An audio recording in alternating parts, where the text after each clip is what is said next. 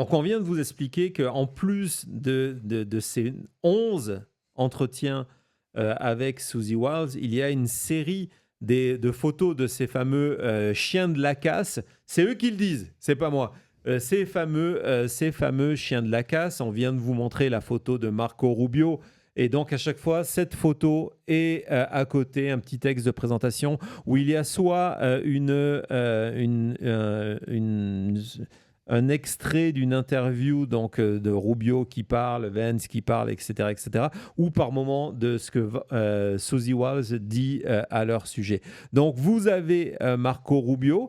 Il y a évidemment, je ne sais pas si Thomas vous a montré la photo, il y a Suzy Wiles elle-même qui a eu droit au même traitement photographique. Mon Dieu.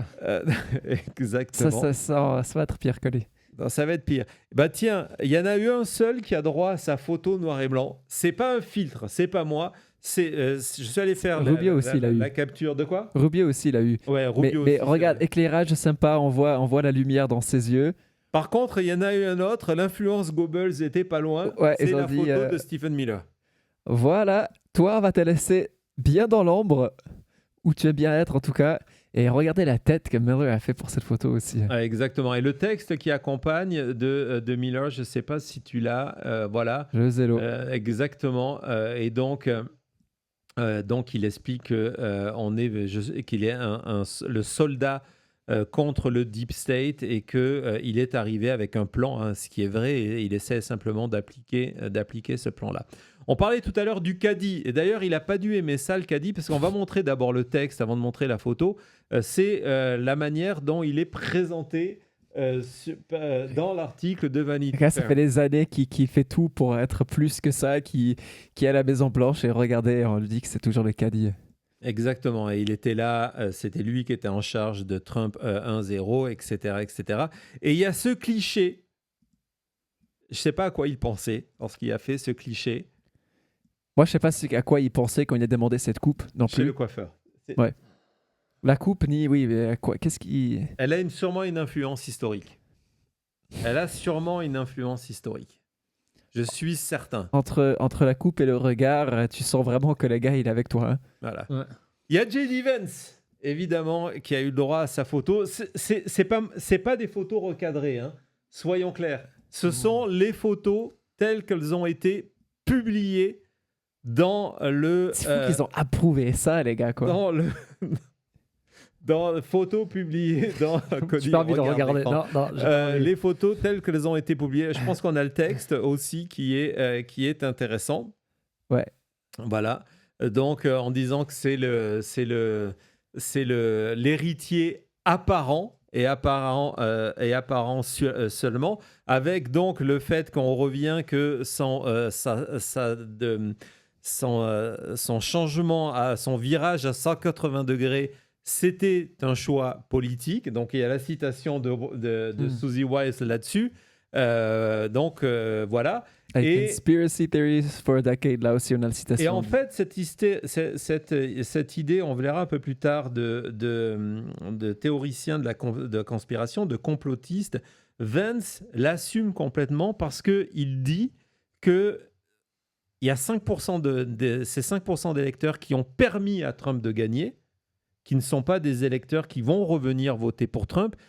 Il va en avoir besoin en 2028. Et donc, il va nourrir aussi le complot parce qu'il sait que ce sont les auditeurs de Joe Rogan, etc., etc. On en parle plus tard. Il y a aussi ce cliché-là. Voilà, c'est le making Très of naturel. du fameux cliché. Il est pas bizarre. Hein. Et puis, on va passer au cliché et on va pas se moquer du physique.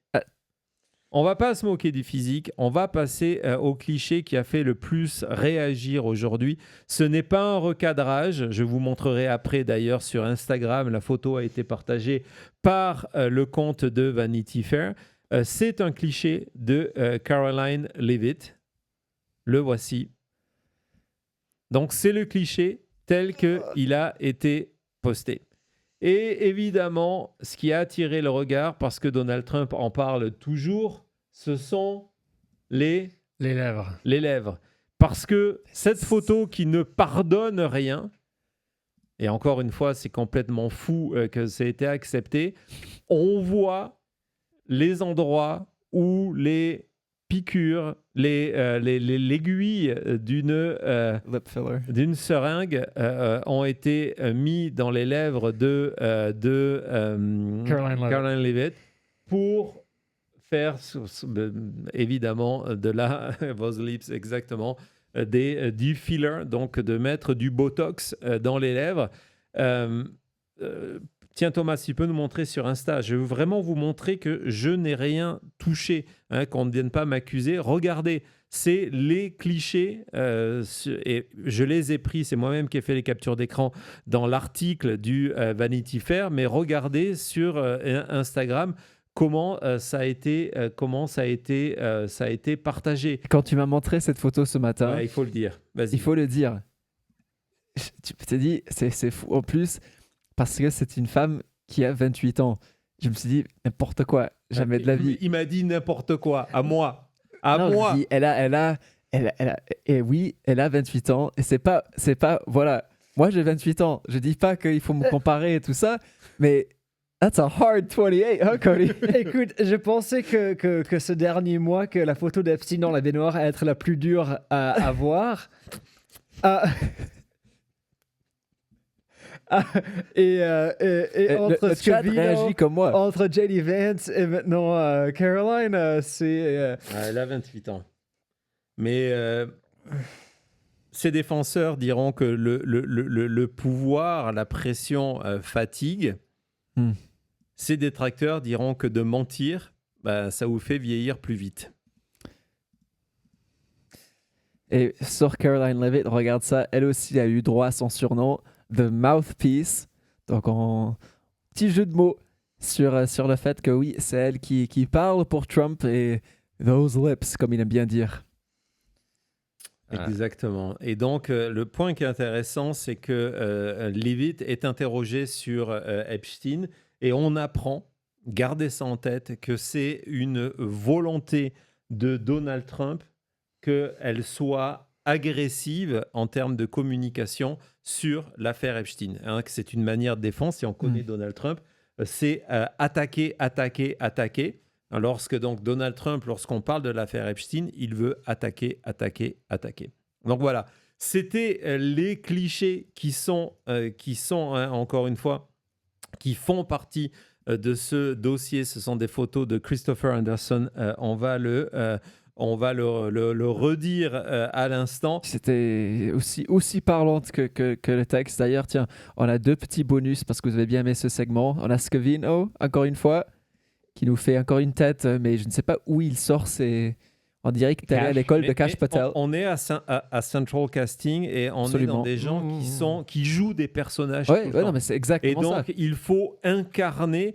Quand on dit déjà, quand on se surnomme soi-même, on est les chiens de la casse. Appelez-nous les chiens de la casse ça veut parce dire qu'on qu'il a faut les faire crocs. des têtes de dur. Exactement. Et c'est exactement ça. Et je pense que la prochaine photo que tu vas mettre, mais c'est l'illustration parfaite de cette comédie que jouent ces gens-là pour montrer qu'ils sont d'une dureté absolue. Alors, on revient sur Stephen Miller. Regarde ça, mais il se prend pour qui, là? Qu'est-ce qu'il nous fait? Tout ça pour oublier que c'est un petit homme chauve, quoi. Tu vois, c'est... Là, il nous fait du mansplaining. C'est le matador. Où on fixe droit dans les yeux la caméra. Un peu de manspreading et voilà. Et c'est... Voilà. Ce sont les images. Ce sont les images de ce dossier. Je vous propose de faire un petit jingle. Ça te permettra de faire une vidéo de tout ça. Et on retourne dans les révélations de l'interview explosive de Susie Wiles. Crise politique à la Maison-Blanche. C'est une édition spéciale de La Chute.